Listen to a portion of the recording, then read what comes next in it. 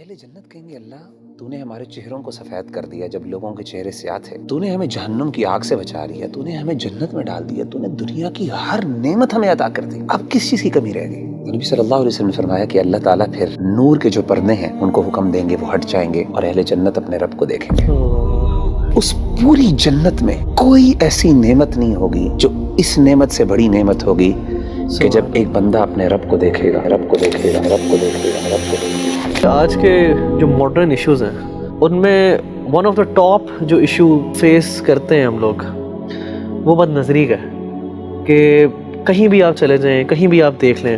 بڑا مشکل ہوتا ہے اپنی نظر کو بچانا اور اس چیز سے اپنے آپ کو بچا لینا جو اللہ سبحانہ و تعالیٰ نے منع کی ہے۔ تو کیسے آج کل کا نوجوان اور کیسے ہم لوگ جو ہیں بچ سکتے ہیں کہ ہماری نظر بد نہ ہو اور ہم لوگ ایسی چیز میں نہ پڑ جائیں جو اللہ سبحانہ و تعالیٰ سے حرام ہے؟ دیکھیں نبی بھائی، سب سے امپورٹنٹ فیکٹر جو انسان کی نظروں کی حفاظت کر سکتا ہے وہ فیکٹر یہ ہے کہ انسان کو اس بات کا شعور ہونا چاہیے کہ میری نظر کی قیمت کیا ہے۔ دیکھیں ہماری جو نظر ہے نا، ہم سمجھتے ہیں اس کی کوئی قیمت نہیں ہے، جس مرضی پر ڈال لیں، لیکن آپ کو یہ پتا ہونا چاہیے اور ہم میں سے ہر بندے کو یہ پتا ہونا چاہیے کہ اس نظر کی اتنی بڑی قیمت ہے۔ کیوں؟ کیونکہ اس نظر نے اللہ رب العزت کو دیکھنا ہے جنت۔ قیامت کے دن نبی صلی اللہ علیہ وآلہ وسلم نے فرمایا جب اہل جنت کو اللہ جنت میں بھیج دیں گے نا تو اللہ جنتیوں سے سوال کریں گے، سوال کریں گے کہ اے میرے بندو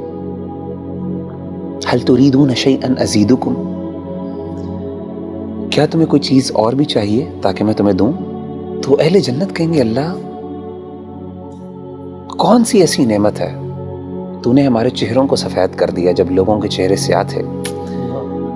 تو نے ہمیں جہنم کی آگ سے بچا لیا، تو نے ہمیں جنت میں ڈال دیا، تو نے دنیا کی ہر نعمت ہمیں عطا کر دی، اب کس چیز کی کمی رہ گئی؟ تو نبی صلی اللہ علیہ وسلم نے فرمایا کہ اللہ تعالیٰ پھر نور کے جو پردے ہیں ان کو حکم دیں گے، وہ ہٹ جائیں گے اور اہل جنت اپنے رب کو دیکھیں گے۔ نبی صلی اللہ علیہ وسلم نے فرمایا کہ فما اعطوا شيئا احب اليهم من النظر الى ربهم او كما قال علیہ الصلوۃ والسلام، کہ اس پوری جنت میں کوئی ایسی نعمت نہیں ہوگی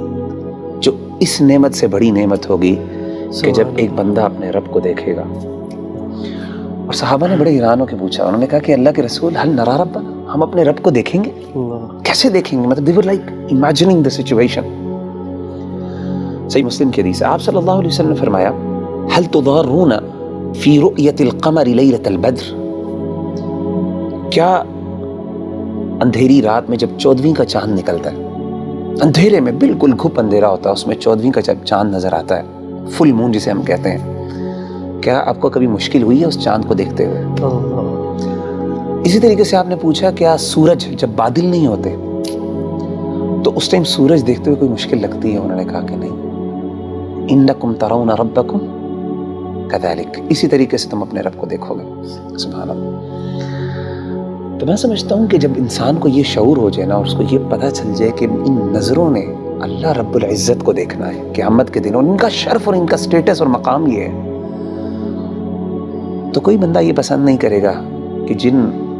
نظروں نے اتنی پاکیزہ ذات کو دیکھنا ہے وہ کوئی اللہ معاف کرے گندی چیزوں کو اور گندی فلموں کو اور اللہ کی حرام کردہ چیزوں پہ نظر ڈالے۔ میں سمجھتا ہوں یہ شعور سب سے زیادہ اہم ہے اور یہ ہمیں اپنے ہمیشہ ذہن میں رکھنا چاہیے۔